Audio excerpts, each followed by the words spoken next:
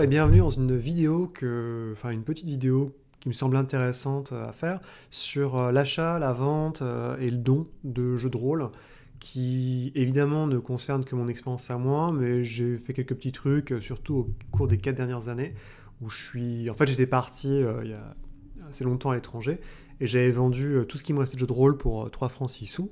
Bien mal m'en a pris, en tout cas pour certains trucs, mais c'est comme ça, après on a d'autres impératifs dans la vie. Et donc, depuis, j'ai un peu refait une collection de jeux de rôle, j'ai commencé à racheter des choses. Donc évidemment, c'est uniquement par rapport à l'occasion, puisque le neuf n'a aucune valeur, puisque surtout en France, on a un tarif du livre unique, et à l'étranger, généralement, vous avez quand même des prix assez fixes, et c'est rare d'avoir, nonobstant le Black Friday et d'autres choses spécifiques, c'est assez rare en fait, donc d'avoir des prix neufs qui baissent. Donc moi, je voulais revenir un petit peu vite fait sur mon expérience à moi, sur les différents domaines. S'il y a bien uniquement deux règles que j'ai retenues de manière générale, avant de parler de l'achat, de la vente et du don, c'est que, un, donjon se vend beaucoup mieux que tout le reste. Ce qui, quand on y réfléchit, est logique, puisque petit 1, c'est la grande majorité du marché du jeu de rôle. Petit 2, il y a beaucoup de gens qui ont commencé par Donjons et Dragons il y a maintenant 20, 30, 40 ans, ce qui fait que quand ils se réveillent, des années plus tard, ayant, disons, rayé tous les autres problèmes, notamment s'occuper des gamins, payer la maison, etc., ils se remettent au jeu de rôle et ils se disent « Ah bah tiens, je finirais bien la collection qui me manquait ». Et ça fait que on voit passer des prix assez hallucinants sur les produits donjons.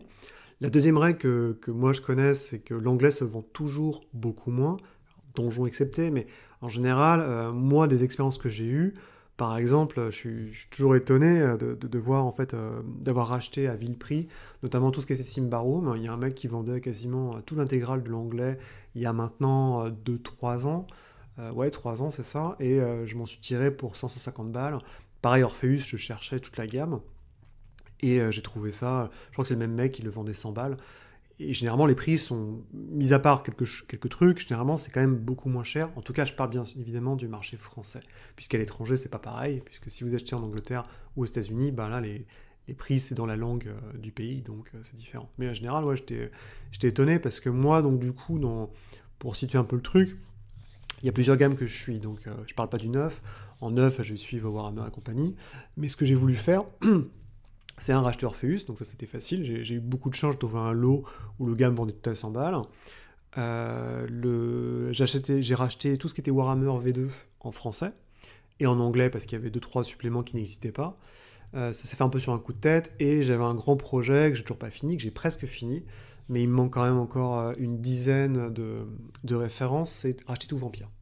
Donc racheter Vampire la Mascarade en anglais, de la V1, la V2 et la Revised, dans le but de faire un podcast ensuite où j'analyserai chaque supplément de Vampire avec tous les trucs débiles, que je trouve absolument génial dans Vampire, et justement essayer de choper un peu le zeitgeist de l'époque.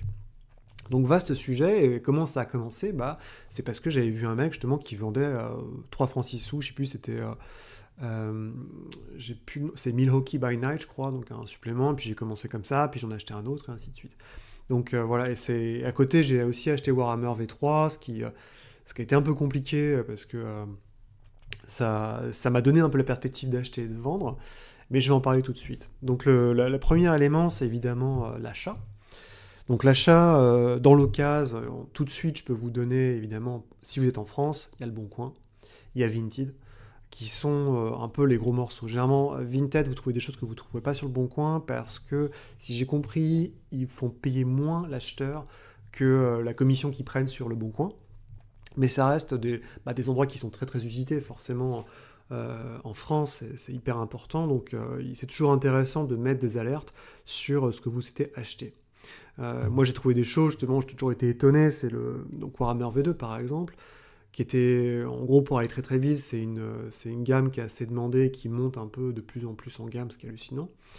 Et surtout avec la sortie de la V4, et le bouquin le plus rare, c'est la campagne qui s'appelle Les 1000 Trônes, qui est en fait une campagne qui a été coupée en 2 morceaux, donc 2 livres, et qui est sortie juste à la fin des publications francophones de Warhammer V2, donc juste avant que la traduction s'arrête, et c'est des bouquins qui sont très compliqués à trouver, surtout le tome 2, et en fait, j'avais mis une alerte, c'était vraiment être au bon endroit au bon moment, j'avais mis une alerte, et sur le Bon Coin, et c'est comme ça que j'ai eu un mec qui vendait ces 2 bouquins, et j'ai pu un peu les toper pour justement quasiment, enfin le soft spot, qui était en gros 100 balles en tout, donc 50 balles par bouquin, ce qui était un investissement évidemment, mais par rapport au prix un peu démentiel qu'on pouvait voir sur Internet, ça restait de marge. Ensuite, évidemment, il y a les gros groupes Facebook qui existent, à savoir, donc il y en a 3 à peu près en France. Il y a les ventes privées de jeux de rôle, hein, qui est un groupe où ils mettent des prix fixes, les enchères, où c'est un système d'enchères, et le troisième, c'est plus achat et vente de jeux de société et de jeux de rôle, qui est intéressant parce que des fois, il y a des gens qui connaissent pas les autres groupes de jeux de rôle, donc ils balancent directement dessus des éléments pour dire, bah voilà, je vends telle chose, et ils n'ont pas forcément les codes ou, disons, des codes aussi gravés dans le marbre, en fait, par rapport à ce qui peut se faire. Il y a aussi tout un système, alors ça c'est plutôt, mais quand on va creuser, parce que moi forcément j'achète exclusivement en anglais, du côté anglo-saxon, il y a un gros monsieur qui s'appelle Noble Knight Games, qui est passé aux États-Unis, qui a un magasin brick and mortar, donc physique, qui a un grand hangar, qui a plein de trucs, et qui a développé une sorte d'Argus. Alors l'Argus, des fois, c'est comme tout, hein, ça a autant de valeur qu'on peut y attribuer, mais par exemple, ils ont beaucoup de stock, et je sais que sur Vampire, j'ai pu trouver des trucs qui étaient pas trop mal. C'est pareil, Warhammer V2, quand je cherchais des choses, ou Midnight, j'ai refait tout mon Midnight aussi, parce que j'avais tout vendu. Et je cherchais un petit peu, ils avaient pas mal de trucs, ils ont des choses aussi assez rares, évidemment, il faut mettre un prix assez exorbitant. Et le gros problème de Noble Knight, par contre, c'est pas tellement ses prix, c'est éventuellement se faire pincer par la douane. C'est-à-dire que le problème, c'est que vu que c'est aux États-Unis, bah, des fois la douane ouvre votre colis, et je sais pas, quand vous achetez pour 100 $ de trucs, vous allez quand même vous reprendre 30 $ dans la tronche de taxes. Et des fois, c'est un peu chiant, quoi, voire très chiant. Et d'autant plus que c'est très avantageux pour les gens qui vivent aux États-Unis, puisque eux, je crois que c'est passé 50 $ d'achat, les frais de port sont offerts. Ce qui est très bien, et en plus, ils ont un système où quand vous avez du jeu de rôle dont vous voulez plus, vous pouvez renvoyer le jeu de rôle, ça vous donne une sorte de coupon en fait, pour acheter sur place. Donc c'est plutôt cool. Je me suis fait quasiment sur l'intégralité pincé par les douanes, sauf une fois, le dernier, où c'est passé crème, donc je comprends pas trop comment ça marche. Quelqu'un m'a suggéré qu'en fait on pouvait demander, quand vous voyez des stocks qui arrivent, les contacter par email pour demander s'ils ne peuvent pas vous faire un media shipping rate, qui est a priori le niveau le plus bas pour la poste américaine, qui fait en fait passer vos jeux comme des bouquins, et qui fait qu'en fait c'est très lent, je crois que c'est terre-mer, quoi, grosso modo, donc c'est vraiment le moyen le plus lent de ramener d'envoyer en fait des bouquins, mais par contre éventuellement c'est beaucoup moins cher. Parce que évidemment les frais de port, comme vous l'imaginez, c'est aussi l'autre partie de l'iceberg, à savoir si ça peut être très cher dès qu'on ne vit pas aux États-Unis, au Canada ou au Mexique. Mais en tout cas, Noble Knight Games, ils ont quand même des belles choses, et moi j'ai trouvé des...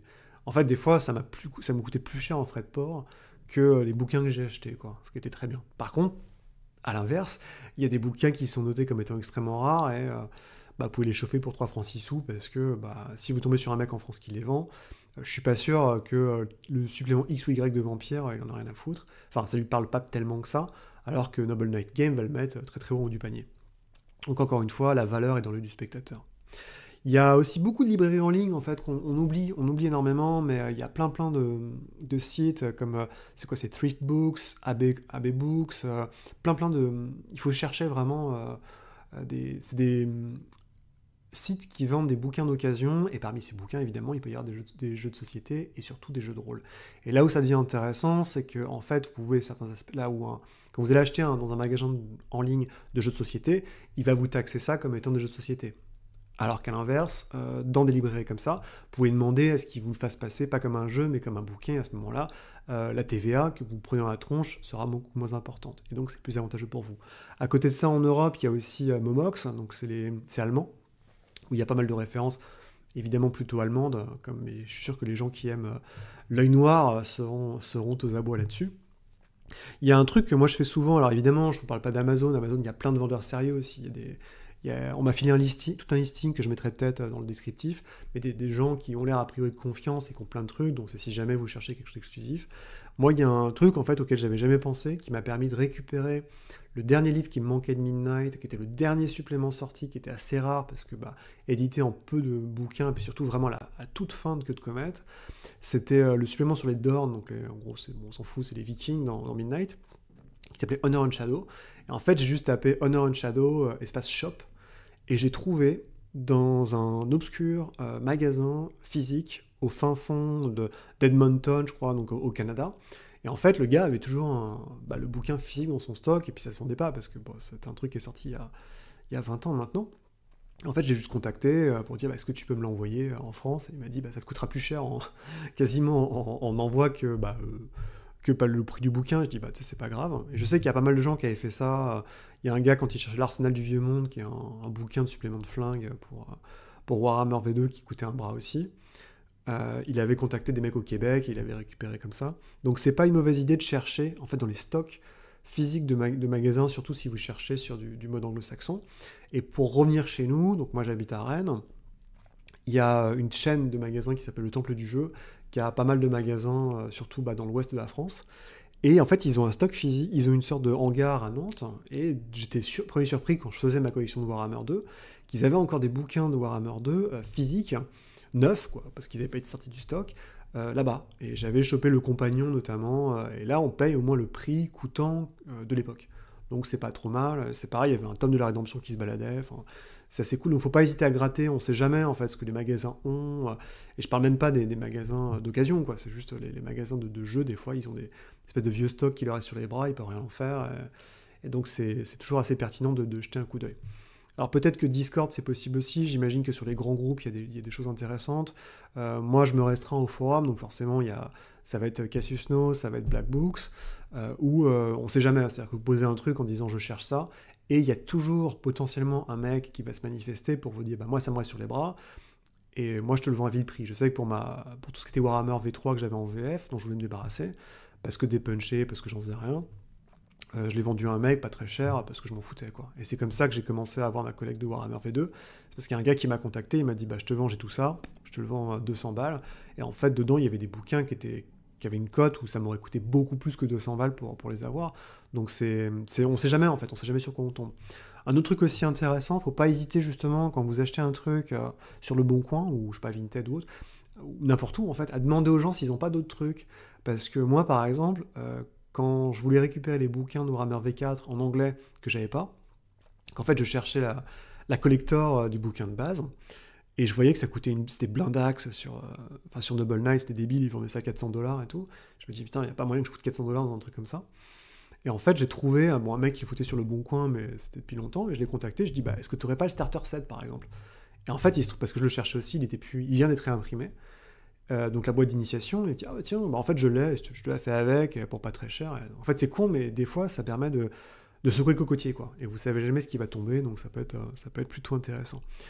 eBay, c'est peut-être le seul que j'utiliserai pas trop. Alors je sais qu'il y a des gens qui font des offres super et que c'est génial, mais je sais pas, généralement les gens sont un peu au fait, il y a des gros prix, en plus souvent c'est pas en France, donc c'est un coût supplémentaire. Et alors je sais qu'il y a des gens qui sont des rois d'eBay, mais en tout cas c'est clairement pas mon cas.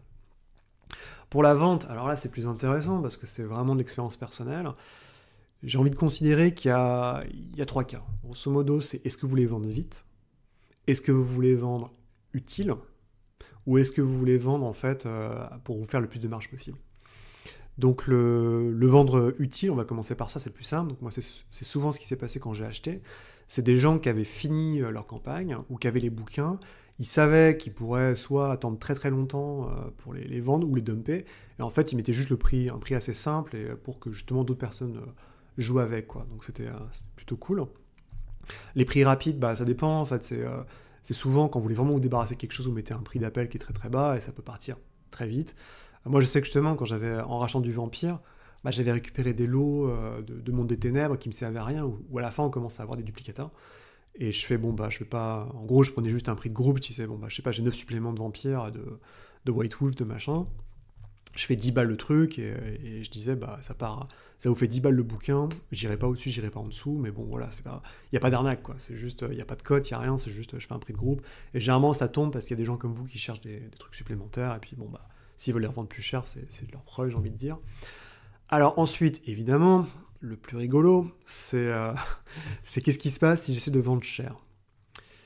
Et là, les avis peuvent diverger. Donc moi, j'avais acheté quasiment tout Warhammer V3 en VO. Dans ce truc de Warhammer V3, à un moment, je dis, bah c'est bien, mais je m'en servirai jamais. C'est-à-dire que c'est sous blister, en plus, mais le contenu pur Warhammer, en fait, j'avais les PDF, donc... et vu que j'avais jamais joué avec le système Genesis V3, à un moment, je dis, ok, je vais vendre. Donc petit malin que je suis, je me dis, ok, bah c'est pas grave, je vais diviser tout ça, bouquin par bouquin, et je vais mettre des prix assez comaques sur Internet, parce que je me réfère à Double Night Game, parce que je me dis, putain, ça a de la valeur, et patati et patachmol. Surtout, tous mes trucs étaient sous blister, donc je me dis, c'est plutôt pas mal et tout, ça va me faire une belle marge. Dans les faits, ce qui se passe, c'est qu'en gros, vous avez donc des bouquins qui partent vraiment, parce qu'en fait, non seulement ils sont rares, mais il y a beaucoup de gens qui les cherchent pour finir leur collection, parce que généralement, en fait, il manque un ou deux bouquins dans leur collecte, et là, ils sont prêts à payer Ruby comptant. Évidemment, ces gens sont parfaitement au fait de toutes les côtes et les machins, donc en fait, la négo après va se faire sur... Le gars, il se dit, est-ce que ça vaut le coup que je te l'achète au prix que tu demandes, sachant que tu es en France et donc les frais de port ne vont pas me coûter grand-chose, ou alors est-ce que ça vaut le coup plutôt que je tape directement sur Double Night Games ou sur un vendeur étranger sur eBay, où ça me coûtera peut-être un peu moins cher, mais un, je ne sais pas l'état où ça va arriver, et puis deux, surtout, y a les frais de port derrière qui peuvent être assez démentiels. Donc, petit malin que je suis, j'ai réussi à vendre plutôt pas mal les bouquins très rares, donc la campagne impériale, enfin la V3, qui est un truc complètement différent, qui est assez génial, il faut le dire, et deux, trois trucs, genre Lure of Power, donc c'est des suppléments un petit peu particuliers. Et en fait, après, je dis, bon, bah, je touche plus, tant pis, le reste, je sais que les trucs, ils sont assez élevés, mais c'est pas grave, quoi, je m'en fous, c'est dans un hangar, ça bougera pas, puis... Et en fait, ce qui s'est passé, c'est qu'en 3 ans, et je ne mens pas, j'ai eu, je sais pas, une vingtaine de contacts, donc c'est pas grave, sur 20 ans, enfin sur 3 ans, c'est pas très grave, et en fait, les gens étaient odieux.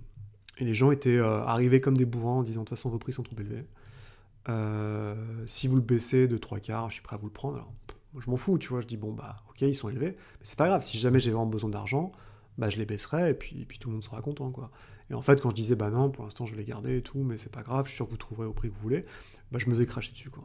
Et c'était vraiment pas agréable, en fait, et j'avoue qu'en fait, bah, j'en suis arrivé à un point où j'ai fait, tu sais quoi, ça me gave, vraiment ça me casse les couilles. Et donc j'ai tout foutu directement sur les enchères, j'ai fait, je vous fais un paquet de l'eau, je mets tout à 100 balles, j'en ai rien à foutre, enfin, et vous le prenez tout, et donc il y a plein de gens qui arrivent qui disent, bah ouais, mais moi il y a juste un truc qui m'intéresse dans ce truc-là, et en fait tellement blasé, je dis, bon bah écoute, vous prenez tout, vous prenez rien, moi, ça m'est égal, sinon il y a un mec qui arrivera, il sera très content, il aura le truc à pas cher, et puis basta. Donc ouais, la moralité d'histoire, c'est que je pense que, voilà, soit vous vendez vite, soit vous vendez très lentement. Et puis après, voilà, et si jamais c'est vraiment trop cher, vous pensez, c'est-à-dire que si vous voyez que bah, vous avez besoin d'argent, ou qu'effectivement, au bout de 6 mois, 1 an, il n'y a rien qui part, bah, vous pouvez baisser. Hein. Mais moi, je vais prendre un autre exemple, c'est un peu différent, parce que c'est quand même beaucoup plus demandé, mais c'est au niveau du jeu vidéo. Moi, j'ai vendu toute ma collection, j'avais une collection de jeux vidéo que j'avais accumulée sur près de 30 ans, donc depuis que j'étais gamin, j'ai fait énorme braderie, et j'ai vécu au Japon, ce qui m'a permis d'acheter plein de trucs, enfin comme un porky en japonais, des trucs à pas très cher en fait. Et en rentrant avec le Covid, quand je suis rentré en France, j'ai fait, vous savez quoi, je vais tout vendre. Mais j'avais tous les jeux LucasArts, enfin voilà, j'avais vraiment un truc assez démentiel. Et j'ai jamais eu, je crois que j'ai eu une fois en fait des gens qui étaient odieux. Un mec, mais vraiment qui était très con, qui arrive et qui dit vos jeux sont trop chers, baissez-les. Et puis quand tu dis bah non, il dit bah ok, bah alors à ce moment-là ils vont rester chez vous et c'est bien fait pour vous. Puis là tu fais ok, bon. Parce que généralement sinon les gens ils arrivent, ils disent bah ça c'est mon prix d'appel. Puis vous dites non, ils disent ok, bah c'est pas grave, et puis la vie continue, quoi. Mais par contre, dans le jeu vidéo, ce qui était vraiment intéressant, c'est que j'ai quasiment tout vendu, en fait, peut-être à l'exception de 10 jeux qui doivent me rester sur les bras, mais il y a toujours des gens, en fait, qui se manifestent, je sais pas, une fois par an, quoi, qui m'achètent un petit truc ou deux petits trucs, donc c'est assez cool, en fait. C'est-à-dire que si vous n'êtes pas pressé, encore une fois, ça peut partir, quoi. Et c'est plutôt pas mal. Mais évidemment, l'exercice de la vente est toujours plus compliqué que celui de l'achat. Même si, encore une fois, je suis pas non plus à faire une négociation quand j'achète. Truc intéressant quand même, c'est aussi la vente du neuf. C'est-à-dire qu'il y a des gens, bah, comme moi, j'ai acheté Alien, la box d'initiation, et puis en fait, j'ai vu que je pouvais rien en faire, parce que mes joueurs voulaient pas trop y jouer. Donc je l'ai revendu, mais je l'ai vendu, je sais pas, genre 10 balles de moins. Et là, ça marche super bien, parce qu'en fait, il y a toujours des gens qui cherchent du neuf. Finalement, vous avez perdu un peu d'argent, mais c'est pas non plus démentiel, quoi, quand on parle de 6 mois plus tard. Et ça marche plutôt pas mal, en fait, en général, parce qu'il y a toujours des gens qui sont aux abois pour acheter quelque chose qui vient de sortir, pour tester, pour jouer. Et puis bon bah vous en fait vous y retrouvez assez aisément, quoi. Faut juste que évidemment tout soit en bon état et si possible qu'il n'y ait pas de perte sur le bon coin ou je sais pas quoi. Mais bon ça se trouve assez aisément et pour ça c'est plutôt bien fait. Enfin je sais que moi j'ai revendu Farce Macabre, des choses comme ça ou même quand je disais quand on finit un jeu, c'est-à-dire que les masses du Ratotep, j'avais acheté la version Chaosium, je l'ai revendu en gros je sais plus j'avais acheté 125 € neuf je crois le bouquin, je l'ai vendu 100 balles quoi donc et c'est assez honnête en fait, parce que les mecs en face, ils peuvent voir le prix du neuf. ils s'y retrouvent, et puis en plus, généralement, bah, vous avez les PDF que vous partagez avec eux, donc ça, tout le monde est plutôt content. Donc voilà, pour la vente, vous n'avez pas devenir riche, on ne devient pas riche en vendant du jeu de rôle, ça c'est clair, clair et net. Et enfin, les dons, les échanges et les dons. Alors ça, c'est beaucoup plus tricky, parce que, donc déjà les échanges, moi j'ai eu des cas où en gros on m'a dit impérativement, ah je veux vous acheter ce bouquin, c'est super important, en gros j'ai un bouquin qui s'appelait Lancer, qui était un bouquin qui était imprimé, maintenant il a été réimprimé récemment, mais en fait c'est un gros jeu de méca basé sur Donjon 4, qui est très très bien, hein, mais c'est très tactique, et bon, je pouvais rien en faire. Et je l'avais acheté physiquement, en fait. Et il y avait des gens qui étaient en mode PLS, ils voulaient impérativement me l'acheter. Et je dis non, je veux pas l'acheter, je veux l'échanger contre du vampire, parce que je fais toujours de ma collecte. Et il y a un mec qui m'a dit, ouais, mais en fait, bah écoute, je te propose ça à l'échange, machin. Et puis t'inquiète pas, dans 6 mois, quand j'aurai déménagé, j'ai d'autres bouquins, je te les passerai aussi à l'échange. Et en fait, j'ai accepté naïvement. Et puis en fait, ok, j'ai eu les 2 bouquins qui m'intéressaient au début, mais après, j'ai plus jamais entendu parler du mec. Donc la morale de l'histoire, c'est que les promesses n'engagent que ceux qui y croivent. Donc faut toujours éviter, en fait, faut toujours être dans le concret. Sinon, encore une fois, hein, c'est une question de confiance aussi avec la personne en face. Dieu sait que c'est pas forcément facile. Et pour les dons, alors ça, je suis vraiment emmerdé parce que, en fait, moi, j'avais eu des bouquins qu'on m'avait filés que je voulais donner en fait derrière. Mais vraiment, j'avais beaucoup de chine. J'avais pas mal de bouquins du monde des ténèbres qui étaient un peu amochés, que je me voyais pas vendre en fait. Bon, j'ai dit ok, je vais filer ça. Et bah direct, en fait, les mecs, ils ont vendu derrière, quoi. En fait, ça m'a vraiment dégoûté, quoi. C'est un peu comme, vous savez, quand il y a des boîtes à livres, vous donnez plein de bouquins ou des trucs un peu pas rares, mais qui sont en bon état. Je parle pas juste des poches qu'on traînait chez vous pendant 40 ans. Et il y a un mec qui arrive, moi j'ai vu ça une fois, le mec il arrive, il a un gros sac et il prend tout, quoi. Et ça m'a vraiment c'était vraiment filé de la gerbe, hein. J'ai pas d'autres mots. Donc moi ce que je pense pour les dons, le plus simple en fait c'est de mettre un prix. Alors vous allez dire, ah, c'est pas du don. Oui, mais mettre un prix très très bas. Parce qu'en fait, psychologiquement, à partir du moment où vous vendez quelque chose, même les gens qui veulent, les crevards en fait, qui veulent juste revendre et se faire de l'argent, bah tout de suite ils vont passer leur chemin, quoi. Et au moins, bon bah vous avez l'assurance que il y a au moins, même si le prix est très très bas, les gens vont avoir, je sais pas, peut-être une démarche dans leur tête en se disant, ah peut-être que en fait ça vaut pas le coup. Et au moins n'avoir qu'un seul gain d'intérêt. Donc voilà, c'était mes super, mes super témoignages et petites perles, je vais pas dire de sagesse, mais bon, au moins mon expérience à moi en fait sur le jeu de rôle, où depuis que je suis passé vraiment sur que du jeu de rôle d'occasion quasiment, parce que le jeu de rôle de neuf, c'est pas très intéressant d'en parler dans ce cas-là, mais en tout cas c'est un marché qui est très particulier, vraiment c'est pas autant barré que le jeu vidéo où là il y a des mecs, c'est des psychopathes, mais vraiment il y a des gens, c'est des malades mentaux. Je me rappellerai toujours un truc où j'avais acheté un truc d'occasion sur Gamecult à un gars, et en fait il était en bisbille avec un autre, donc il voulait que j'aille sur son topic à lui pour lui dire, ah lui c'est un super vendeur et tout, il n'y a aucun risque, ce qui était vrai, en fait j'avais eu aucun souci, et l'autre mec était arrivé en mode parano en disant, ça se trouve t'es un bot, ou t'es un compte secondaire qui a été créé et tout machin, parce que putain, j'étais là genre, mais les mecs, faut se détendre, quoi, c'est que du plastique, quoi, il y a un moment, bref, c'est les joies du monde de la collection. Et c'est pour ça que, mis à part les 3 bouquins de vampires, qui me manquent, d'ailleurs si vous les avez, dans les blagues à part, je suis content que la collection, ça soit un peu finito, et que maintenant je me concentre essentiellement sur les jeux qui sortent, et que je fais jouer. Et je pense que c'est une belle façon de finir. Allez, salut, à très bientôt.